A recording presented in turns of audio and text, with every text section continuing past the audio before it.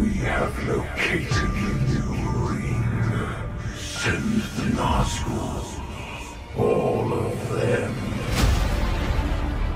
I know what you fear, Tony. Chúng ta sẽ tiếp tục tới với các câu chuyện của kỳ thứ nhất tại Trung Địa. Ở video lần trước, chúng ta đã được tìm hiểu về nhà Bio, một nhóm loài người lên khu vực Beleriand sớm nhất, cũng như các đóng góp của họ cho tiên tộc. Video lần này, chúng ta sẽ cùng tới với nhóm tiếp theo của loài người tới Beleriand, đó chính là nhà Haddo. Họ không phải là nhóm thứ hai đặt chân tới Beleriand ngay sau nhà Bio, mà họ lại là nhà thứ ba tới Beleriand. Nhà thứ hai là nhà Halet, nhưng vì họ đã chọn lối sống tách biệt, chọn lối sống ẩn dật ở một nơi nhộn nhịp, nên khi bị lũ óc đột kích, đa số người dân của nhà này đã bay màu mà họ chưa có nhiều công hiến. Phần còn lại, tuy được tiên tộc Noldor giải cứu, Caranthir còn đề nghị cho họ một vùng đất để sinh sống dưới sự bảo hộ của nhà Fëanor, nhưng họ đã từ chối và tới một vùng đất khác cư trú, tránh xa khỏi các cuộc chiến. Sau khi Donria bị hủy diệt, thì nhà Halet cũng có số phận như nhà Bio, nhưng họ có nhiều người còn sống sót hơn là chỉ một mình Beleriand của nhà Bio, rồi sau này được quy tụ về Númenor, vậy nên mình sẽ không nhắc tới nhà Halet nữa. Mà chuyển hướng tới nhà Haddo, nơi mà loài người có những đóng góp cực kỳ to lớn cho kỳ thứ nhất và cũng phải chịu những đau thương dày vò nhất để có được một Númenor hưng thịnh về sau. Nhà Haddo ban đầu được gọi là nhà của Marek. Nhà của Marek rất là đông, được miêu tả là những người hiếu chiến, di chuyển như các đại đội hành quân vì được điều theo lệnh. Các tiên rừng còn không dám cản trở gì khi họ tới Osirian. Nhà Marek và nhà Bio nói chung một loại ngôn ngữ rất giống nhau. Khi Marek nghe tin nhà Bio đã tới vùng đất màu mỡ khác ở Estolan, ông đã di chuyển nhà của mình xuống đó, kết bạn và liên minh với nhà Bio. Marek qua đời ở tuổi 94 và Malek, con trai của ông, đã thừa kế quyền cai trị nhà Marek. Khi Malek chưa làm thủ lĩnh, ông đã đi lên phía bắc và tìm tới Fingol rồi phục vụ cho nhà Fingolfin ở Hithlum. Khi cha mình qua đời, ông đã trở về thừa kế rồi đưa toàn bộ người dân của mình tới Hithlum sinh sống. Tại đây, nhà Marek đã được phát triển mạnh mẽ, đặc biệt là nâng cao khả năng chiến đấu mạnh mẽ từ nhà Fingolfin. Tại đây, họ vẫn phát triển và rèn luyện bản thân qua các đời cai trị tiếp theo là hậu duệ của Malek, đó là con trai Mago và người cháu Hatho. Con của Hatho là Haddo rất được Fingolfin yêu quý, vì thế mà cũng được kính trọng từ mọi người, thậm chí Haddo còn trở thành một phần trong hội đồng của nhà Fingolfin. Nhận thấy nhu cầu của loài người tại Hithlum cần được có một phần đất riêng để họ tự sinh sống và phát triển, cũng như không bị ràng buộc quá nhiều bởi nhà Fingolfin. Nên Fingolfin đã cấp cho Haddo vùng đất Dol Lomun như một thái ấp, do đó Haddo trở thành lãnh chúa đầu tiên của Dol Lomun. Tại đây, Haddo đã khuyến khích người dân của mình nên sử dụng tiếng Sindarin. Fingolfin cũng đã trao cho Haddo chiếc mũ rồng do người lùn Norod chế tạo. Trên đỉnh mũ có chạm khắc hình rồng Garung. Chiếc mũ ban đầu được người lùn tặng cho Marod đã tặng lại nó cho Fingol. Tới khi trận chiến ngọn lửa bất ngờ diễn ra, với sự phản công mạnh mẽ của Morgoth, Haddo đã chỉ đạo một cánh quân của nhà mình tham chiến, trở thành một lực lượng chính chống lại các đạo quân bóng tối từ Angband tràn ra. Haddo đã dũng cảm đưa quân nhà mình ra bọc hậu để cánh quân nhà Fingolfin có thể rút lui trong an toàn. Tuy nhiên thì ông cũng đã hy sinh tại trận chiến này. Để vinh danh chiến công của ông, con cháu ông đã gọi nhà mình là nhà của Haddo. Gaddo kế vị cha, trở thành lãnh chúa của Dol Lomun. Ông có hai người con trai cực kỳ nổi tiếng, đó chính là Hurin và Huo. Trước khi trận chiến muôn vàn nước mắt diễn ra thì ông đã hy sinh bởi một mũi tên của kẻ thù. Khi cuộc chiến đang diễn ra khốc liệt thì hai người con của Gaddo là Hurin và Huo, họ đã bị chia cắt với lực lượng chính và bị truy sát bởi lũ orc, và là Ulmo đã tạo ra sương mù để cho hai anh em họ trốn thoát được, rồi dùng đại bàng đưa họ tới Gondolin. Đức vua Turgon của Gondolin đã chào đón họ trong lồng nhiệt khi nhớ tới lời nhắc nhở của Vala Ulmo rằng nhà Haddo sẽ trợ giúp Gondolin trong thời điểm mà họ cần nhất. Turgon đã rất yêu quý hai người anh em họ, nhưng Huo và Hurin muốn được quay trở về nhà của mình. Họ đã thề sẽ giữ bí mật vương quốc ẩn giấu Gondolin, rồi đại bàng đã đưa họ quay trở về với Dol Lomun. Khi Gaddo hy sinh thì Hurin đã trở thành lãnh chúa của Dol Lomun. Ông đã kết hôn với Morgwen của nhà Bio. Cuối năm đó thì bà đã sinh cho ông một cậu con trai có tên là Turin. Tiếp sau đó là một cô con gái, nhưng mới được 3 tuổi thì đứa bé này đã mất. Trong khi đó thì Huo cũng đã kết hôn với một người con gái nhà Bio và có một người con có tên là Thuo. Thời điểm mà trận chiến muôn vàn nước mắt diễn ra, Húrin và Huo đều đã tham chiến dưới cánh quân của đức vua tối cao tiên tộc Noldor Fingon.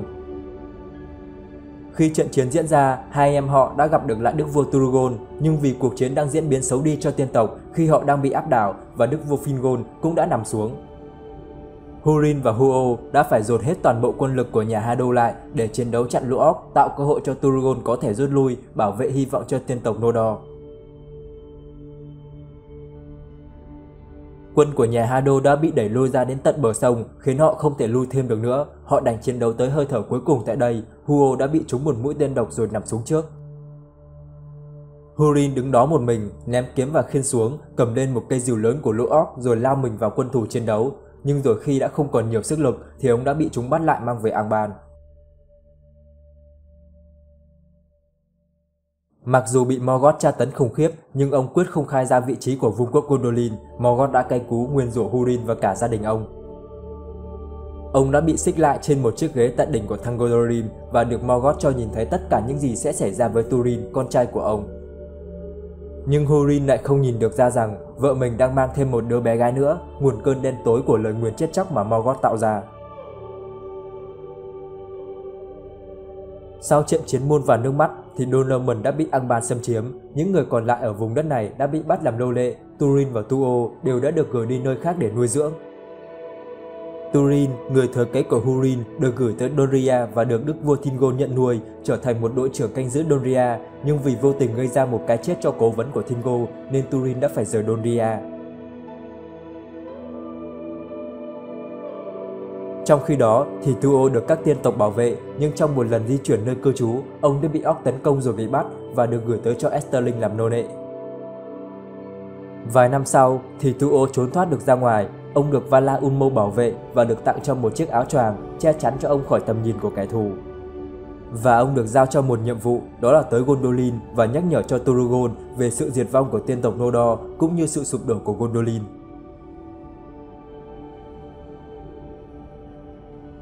Còn Turin về sau thì tới Nargothrond và trở thành cố vấn của Eodored, người đang cai trị Nargothrond, vì thời điểm này Finrod đã không còn ở Trung Địa nữa. Về sau thì rồng chúa Gorung đã tới tấn công Nargothrond. Turin đã không thể làm được gì khi mà Gorung dùng phép thuật khiến cho ông bị bất động, rồi lừa ông rằng người thân đang gặp đau khổ ở Dol Amon nên Turin đã phải rời bỏ đi, bỏ lại tất cả mọi thứ. Turin về sau gặp được Ninien rồi cưới làm vợ mình, nhưng hạnh phúc không được bao lâu thì Gorung tới đốt rừng. Turin đã lập kế hoạch giết rồng, nhưng khi kết liễu được Gorung thì hắn cũng đã cho hai người biết một sự thật đau đớn, đó là Lírien chính là em gái của Turin. Hai người đã lần lượt tự sát vì quá oan nghiệt. Trong khi đó thì Thuo tới được Gondolin và gửi những thông điệp của Vala Unmo tới đức vua Turgon, nhưng Turgon vẫn tin tưởng vào sự ẩn giấu của Gondolin sẽ khó có thể bị Morgoth phát hiện ra. Nhưng Turgon cũng không coi thường lời nói của Vala Unmo, ông đã ra lệnh cấm người dân Gondolin không được ra khỏi vương quốc và phong tỏa các lối đi, vì thế mà Tuo cũng đã bị kẹt lại tại đây.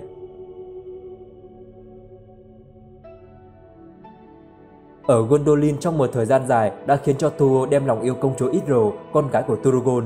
Turgon vốn dĩ đã coi Tuo như ruột thịt nên đã ủng hộ tình yêu này.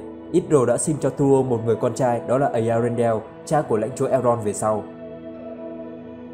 Thuo cũng trở thành một chiến tướng của Gondolin. Tới khi Gondolin bị tấn công do có kẻ phản bội chỉ điểm, Thuo đã cùng vợ cố gắng tập hợp nhiều người dân nhất có thể để trốn thoát. Ông đã chế tạo một con tàu rồi cùng vợ hướng về Thiên Quốc tìm sự giúp đỡ.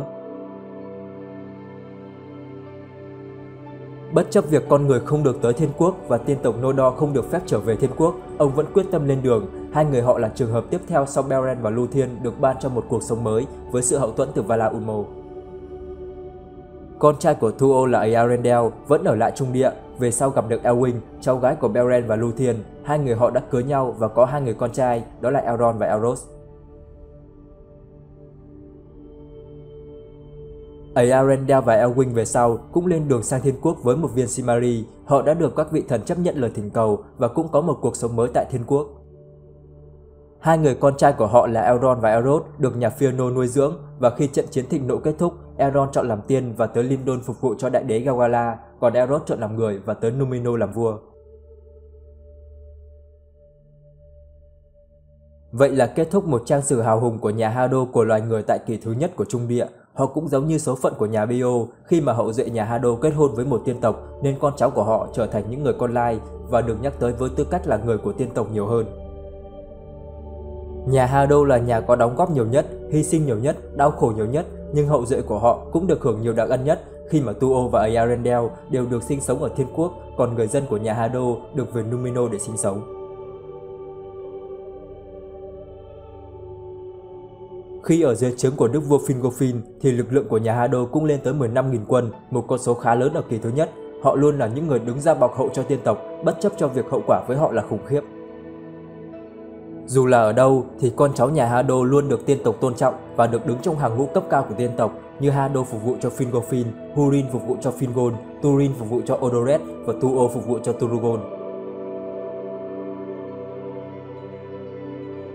Lòng dũng cảm và những chiến công của họ được toàn thể người dân tại kỷ thứ nhất ngưỡng mộ và tôn trọng. Lòng trung thành của họ cũng là tuyệt đối, đóng góp một phần lớn công sức cho các trận chiến của tiên tộc Nodor với chúa tể bóng tối. Thế nhưng, nỗi đau của họ cũng là lớn nhất khi mà thiệt hại về quân số là nhiều nhất và sự nguyền rủa đáng sợ của Morgoth đặt lên nhà Húrin để rồi Túrin phải ăn đủ. Các chiến binh nhà Hardo cũng được cho là cực kỳ mạnh mẽ, không kém gì một chiến binh Nodor khi mà Túrin xiên chết được dòng chúa Gorung, còn Tuo thì không ngán gì Barok. Tất cả điều đó là vì họ phục vụ cho nhà Fingolfin nên năng lực của họ cũng được phát triển vượt giới hạn bản thân. Họ làm được những điều phi thường mà các nhà khác không bao giờ làm được, chưa kể tới việc Vala Ulmo luôn trợ giúp âm thầm phía sau.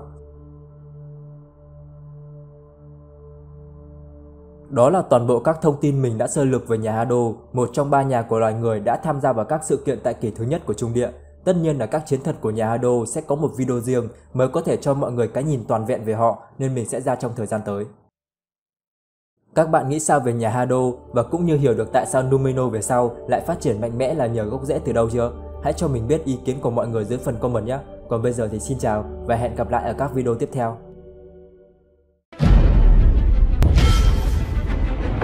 In the fires of Mount Doom, a ranger and a wraith, bound together in death, crafted the one thing that could change. Nếu các bạn thấy video này hay và hữu ích thì hãy nhớ nhấn like và đăng ký kênh ủng hộ mình để mình có động lực hoàn thiện các video sau thật là tốt hơn. Và đừng quên ấn thông báo để không bỏ lỡ các video tiếp theo.